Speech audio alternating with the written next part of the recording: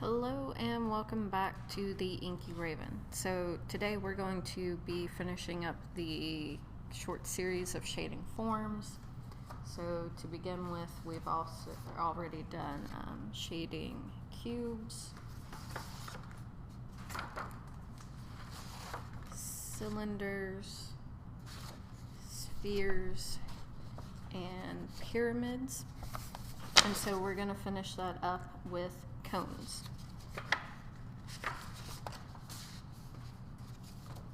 Alright, so I'm going to go ahead and start drawing my 5 different cone shapes.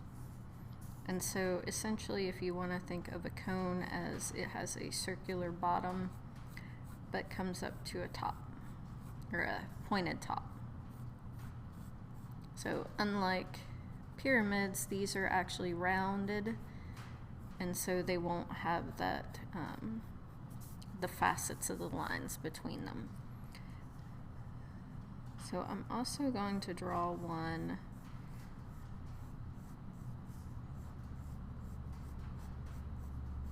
kind of directly from above. So the point would be like right here in the center. So cones, unfortunately, don't have a lot of variety. That'll come into when we actually lay out our light sources to kind of make them different from each other.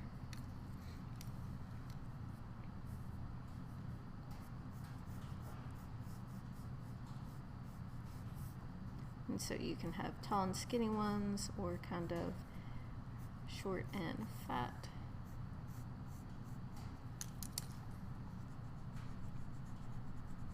And kind of vary it up at least a little bit, since they are kind of very similar. And I think this last one will actually draw on its side, which would actually, the bottom would be about like that.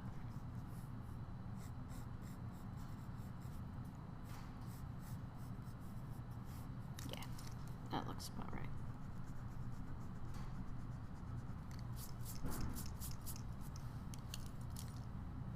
Alright, so again, I'm going to go ahead and write at the top, just as a reminder, that light sources create highlights, shadows,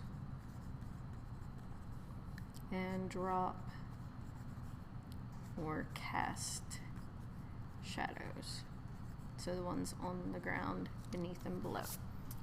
Alright, so for my light sources on these, I think this one, I'm going to come up here from the bottom.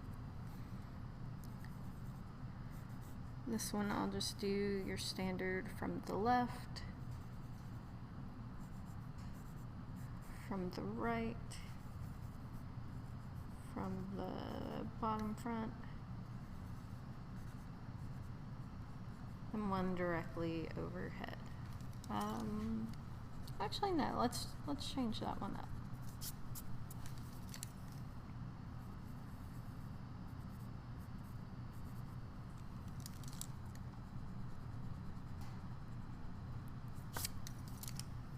And kind of have it at the top, kind of shining in.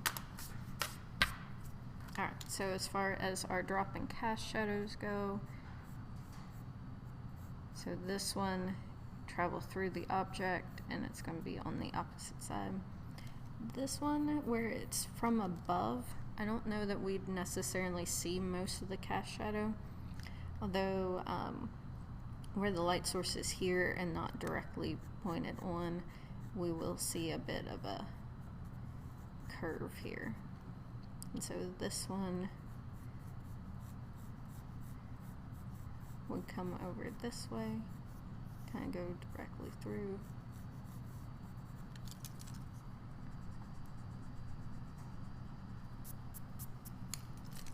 This one, we won't have a whole lot. And this one,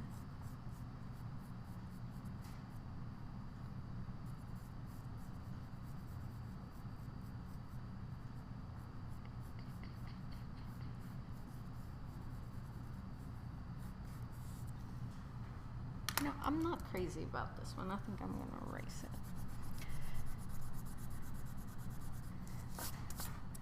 Make it a little more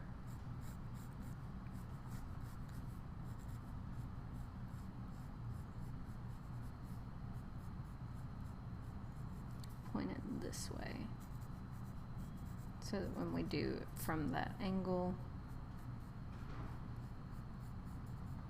it's going to have more of a definite shadow like that, instead of just being flat on its side and just straightforward. Alright, so to color these, I think I'm actually going to use yellow this time, since we haven't used yellow or red.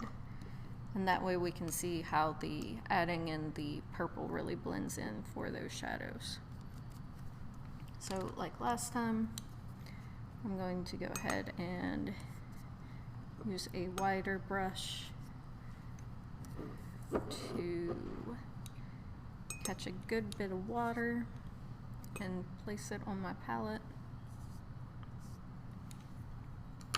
so that I can start with like those super light yellow tones. So again, I'm not sure exactly how light this is going to be, so I'm going to start at a kind of safe edge that I'm going to want to be darker. And so that seems a little bit muddy, which yellow is super easy to muddy, especially if you're working with blending colors. So, alright, I will go ahead and kind of block in my forms, which is my base bright yellow. This one, I'm going to leave a white area directly across from where that highlight is.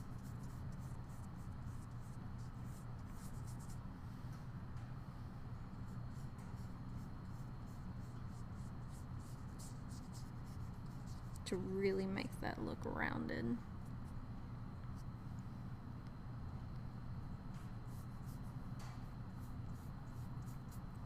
And I'll kind of do the same with this one to have that stark white highlight in there. But so I am going to leave that kind of here. And so the kind of like the edge right against that light source is actually going to be colored in. So it's going to be like yellow, then that strip of white, and then more yellow. And so same with this one, except it's going to be roughly in the middle there. And then out. And if you do use yellow, the your pencil, when it comes up, will kind of muddy your water here a bit more than it will with other colors, just because it is so light.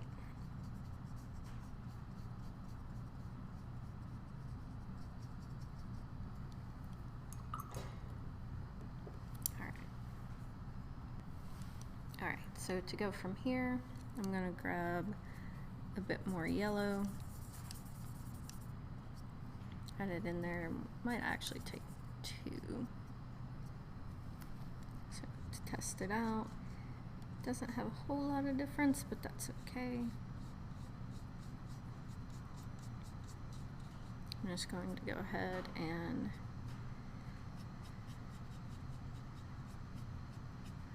add that in.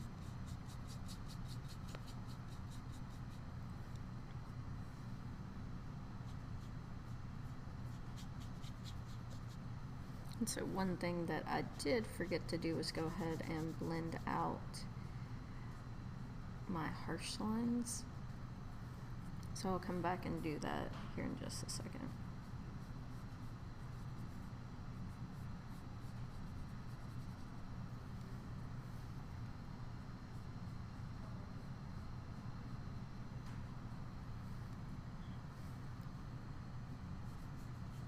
Generally, I do like to do that all at once.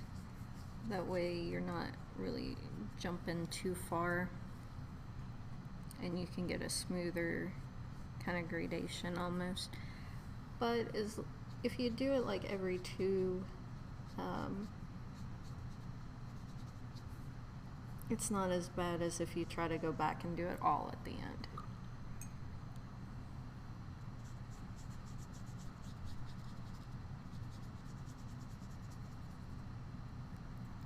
Yeah, so that cleaned up fairly nicely.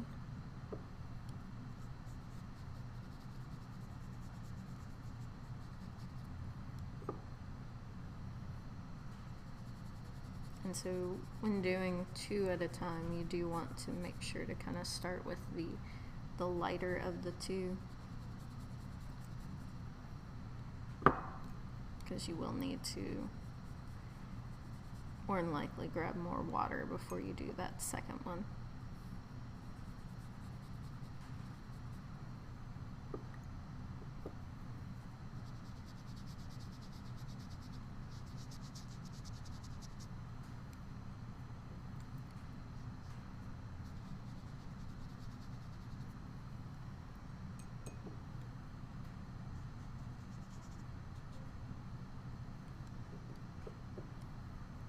This one's a bit harsher than I wanted, so I'll just go and scratch that out just a little bit.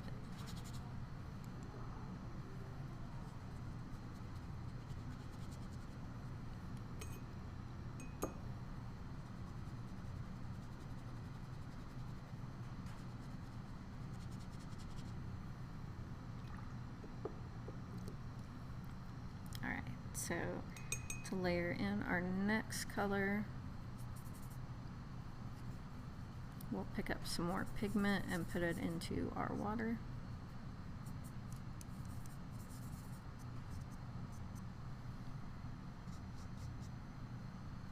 Might need just a little bit more where that was a good bit of water this time. Yeah.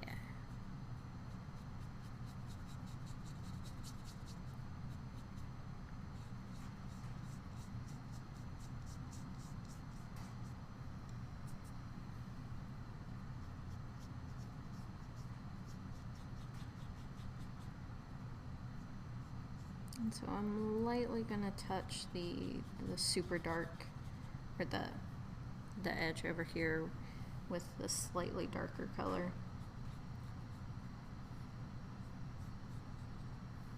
Just to give it a bit more of a pop, and so that that highlight really stands out, and I'll likely push that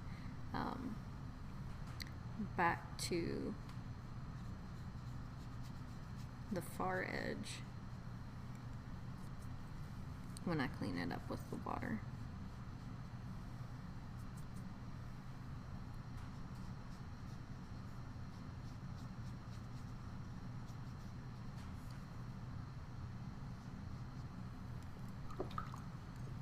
Alright, so blend those out.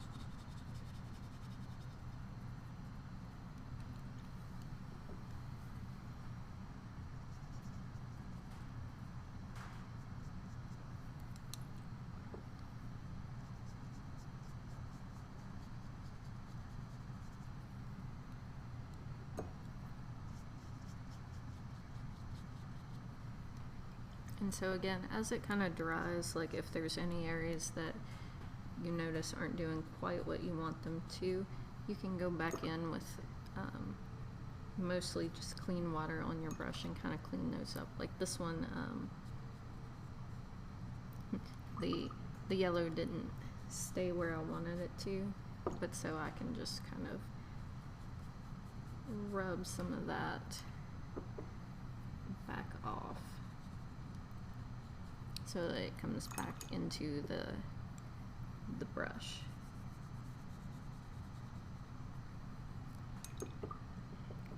And it will be okay.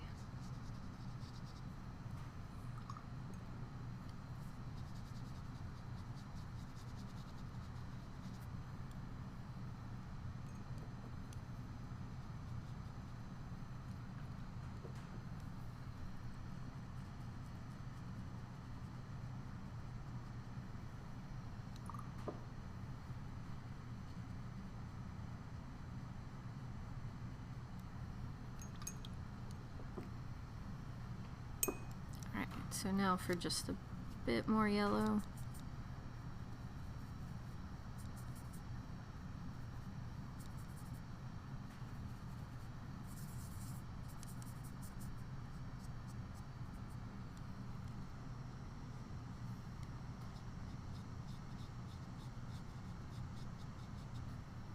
And so that seems like it's a lot of more just the pure pigment at this point. Because where it is such a light color,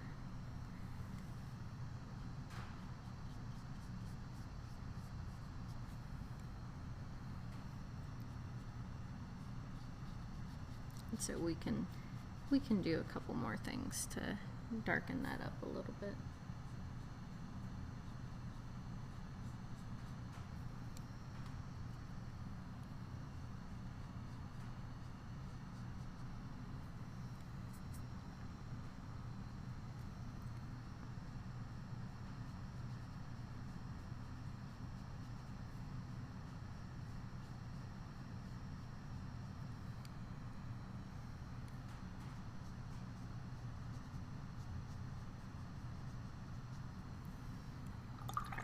So now to blend that out some.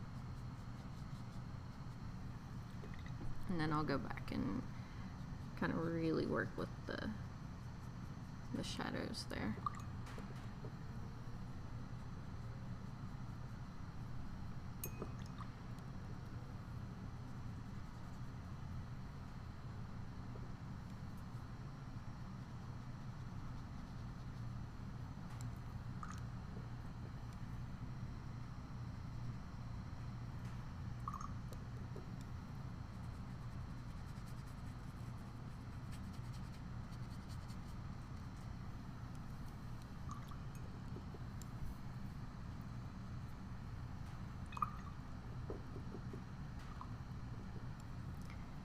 So I'm gonna go ahead and blend out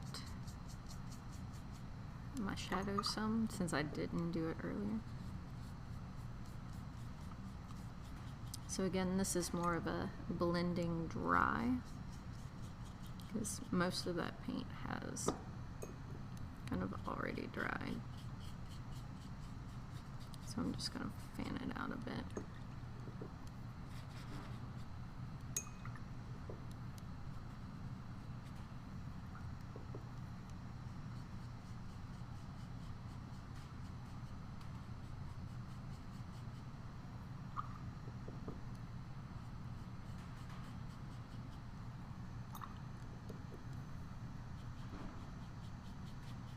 So you can do shadows like this and leave your harsh outlines and just blend it all at the end. And if you want to, you can leave one edge super sharp and just blend out one side. Or you can kind of do it as you go, like I did with the other videos.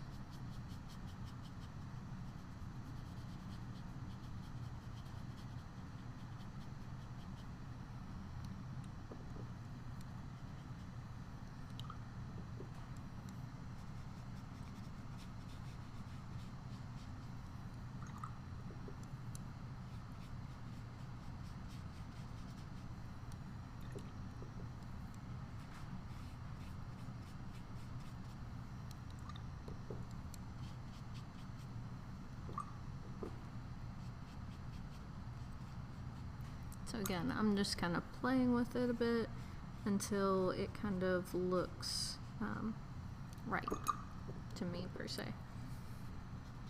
So again, by no means are these absolutely perfect.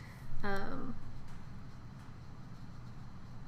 again, it's more about practicing, and so this is more focused on basic concepts versus like if you were actually like really wanting to make like a more finished piece, you would likely be working from a reference, and so you'd really be able to see those lights and shadows and kind of get exactly where your light sources are.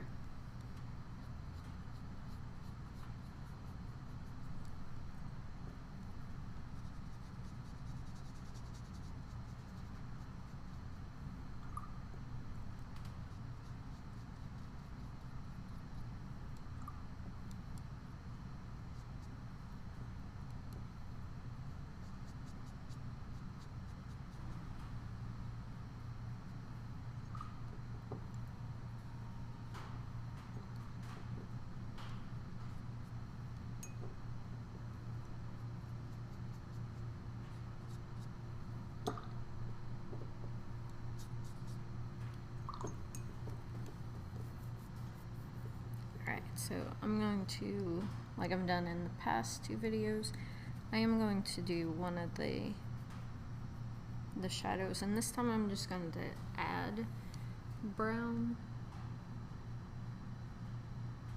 kind of to the already yellow, so that you can also see what's going to be different about if I add brown versus if I add black or purple, since purple is yellow's complement.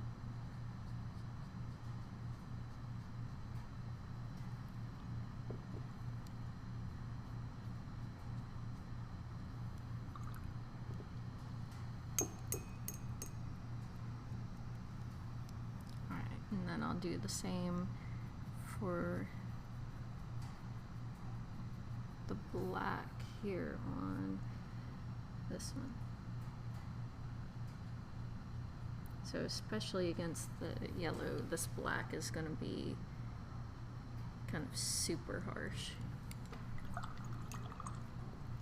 and kind of a bit overwhelming.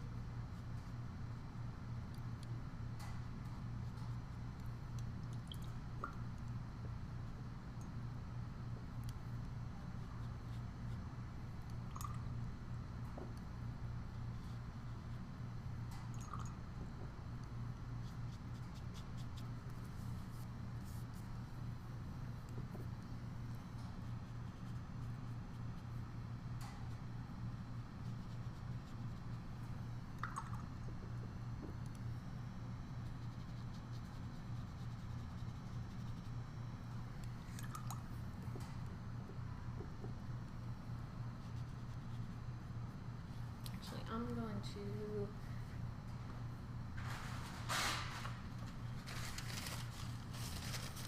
grab a paper towel real quick because this water has gotten super dirty with the black, and so that's why it's not really fanning out. So what you can do is kind of get it wet and then kind of dab it with a paper towel to make a lot of that actually lighten.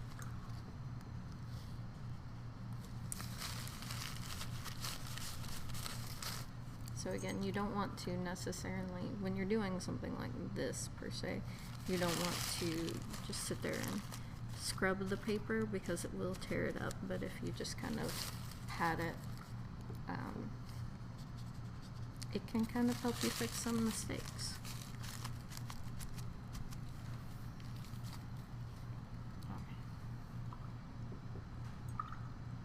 And on that note, since it is already quite dirty, I'm going to go ahead and get some more fresh water. Alright, fresh water achieved, so I'll put my paper towel there. And so with these ones, I'm going to go back in and pick up some of the purple that we used yesterday and go ahead and kind of add that to this shadow here.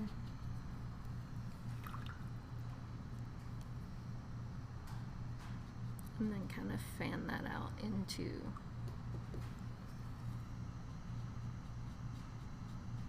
the yellow.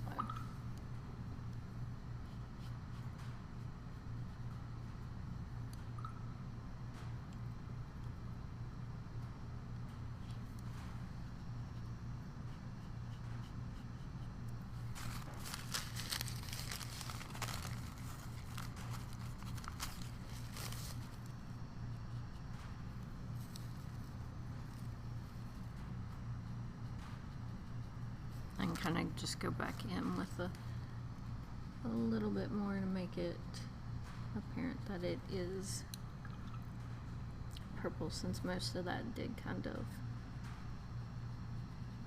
spread out a bit far. Alright, and I'm going to do the same thing for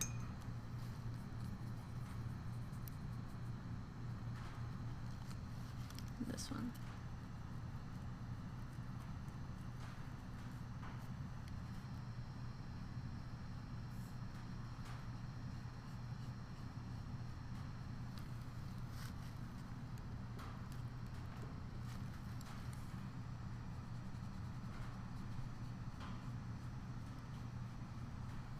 And so you can kind of see like how more of a neutral, less overwhelming shadow the purple kind of creates in comparison to the black and the brown.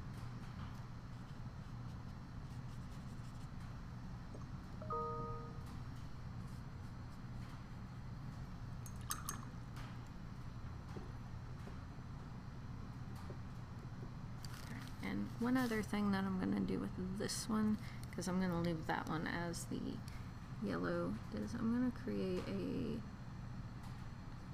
kind of like a purple stripe up through there, so that that one side is going to be notably darker. And so I'm just going to fan that out. Apparently a little too much, but that's okay. So I'll go in with a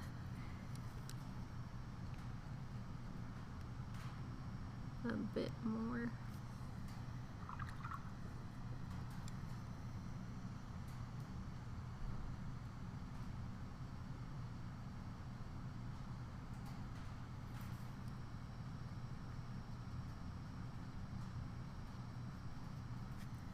And kind of just blend that in, and then add a little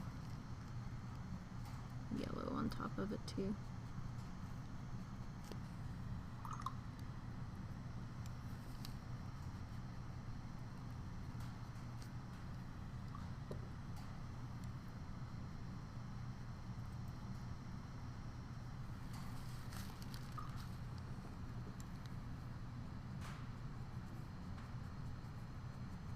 It's not perfect, but it's okay.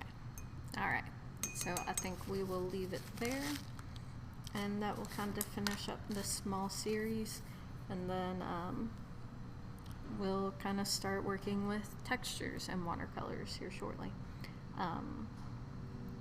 But yeah, so thank you guys. Stay safe, have fun, make some stuff.